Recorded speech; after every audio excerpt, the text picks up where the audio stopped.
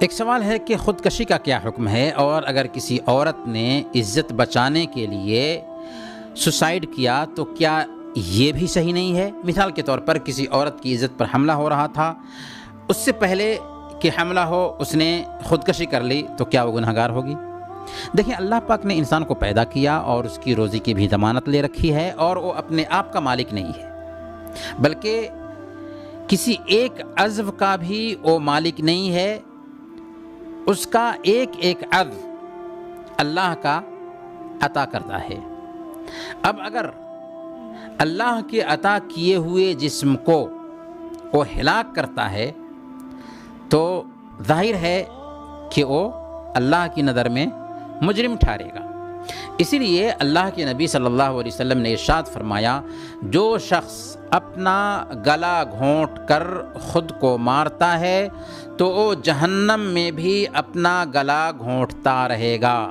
اور جو برچھے یا تیر وغیرہ سے اپنے آپ کو مارتا ہے تو وہ جہنم میں بھی اسی طرح اپنے آپ کو مارتا رہے گا۔ اب اگر یہی کام عزت بچانے کے لیے کیا جاتا ہے تو یہ اقدام صحیح نہیں ہوگا،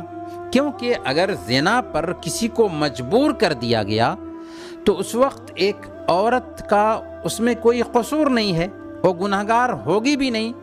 اور نہ ہی اس پر حد جاری ہوگا کیونکہ وہ مجبور تھی۔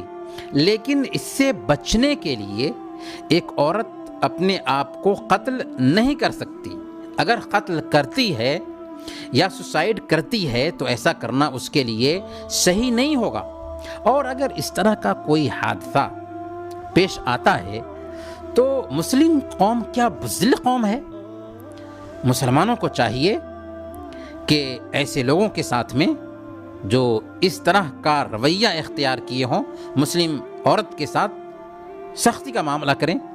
اور مسلمانوں کی ذمہ داری بنتی ہیں کہ ایسے مجرمین کو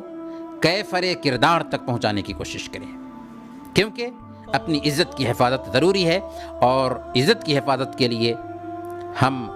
مارے جاتے ہیں تو ہم شہید سمجھے جائیں گے اللہ کی نظر میں۔